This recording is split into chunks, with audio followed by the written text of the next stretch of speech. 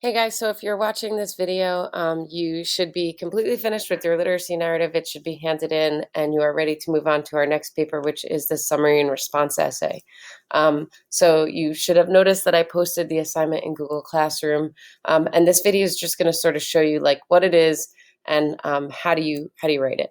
So if you have not already read through the assignment sheet and looked at the sample that I put up there, please pause this video now and just take a minute to do that, because the rest of this video is going to make a ton more sense once you have actually gone through those two documents. So summary and response is basically exactly what it sounds like. You first provide a concise paragraph of all the main ideas in an essay, which that's the summary part, and then you critique or evaluate the work. So that's your response. So this paper technically can be done with two long paragraphs, and you can see that in the sample.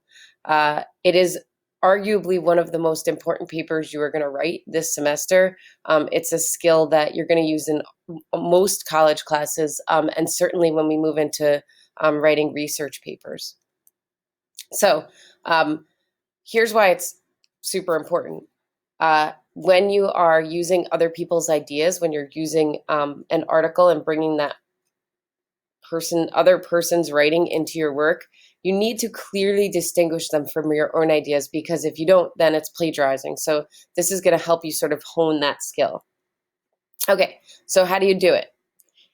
There's a pretty simple formula that you can use that will help you make sure that you are doing it correctly. And that is author's last name or full name, reporting verb, and then the rest of the sentence is your paraphrase or a quotation that you're going to use. So there's an example here. Lisa Pollen argues that we are headed towards a garbage revolution. By this, Pollen implies that we must all begin to rethink how we, quote, purchase and dispose of goods. So I just want to point out a couple things that I'm doing here. In both sentences, you see the author's name, right? So that is what I mean when I say author's last name plus reporting verb plus paraphrase or quotation. So each sentence you'll see is the subject of the sentence is the author. That reporting verb refers to the author. So Lisa Pollen argues, Pollen implies. And in the assignment sheet you'll see, or in the sample, you'll see that I'm giving you a list of tons of reporting verbs that you can use. And also in this presentation, we'll get to one.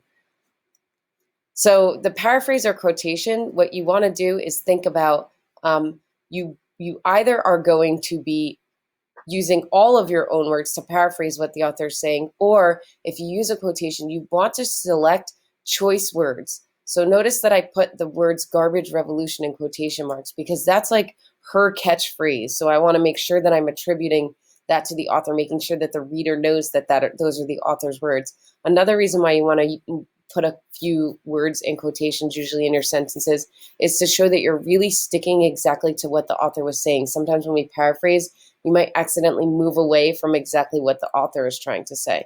So those little words that I put in quotation marks are showing my reader that I'm really sticking to the ideas of the author. Okay, so here are some great reporting verbs that you can use to introduce a quote or summary. So I might take a picture of this with your phone, or you can probably Google online to find a list that you can use. And again, I did put a slightly shorter list on the top of the sample paper, but all of these words will help you. As you do it, remember that some verbs imply that you agree with the author, while others distance you from the author's statements or show that you agree or disagree. So words like proves implies that you agree with the source's argument, while claims is more neutral. So in your summary, you really want to try to be using those neutral verbs. And then as you go into your response, you can be using some more, targeted verbs. Like if I say like, Pollen claims that we are experiencing this garbage revolution, however, right? So it's like think about the verbs that you use and choose them wisely. Okay, so here's an example of some neutral verbs that you would use in your summary versus some response templates for agreeing, disagreeing, or both. So in his essay on reading and writing, novelist Stephen King outlines a practical plan for improving as a writer. According to King, right, now I'm going to kind of say what he's saying, as King states, or King states, King's perspective is, right, King claims that. All of those are not necessarily suggesting that you are giving your own opinion, right? In the part where you're giving your response, you're showing that you maybe agree or disagree with things that the author is saying. So while King is correct in stating this, he neglects to mention, love that one, although King does acknowledge whatever the fact is, he incorrectly. So it's like you're agreeing and disagreeing at the same time. Sometimes you're just agreeing or just disagreeing. So you want to make sure that it's really clear to your reader whether you are supporting what the author is saying or not in your response.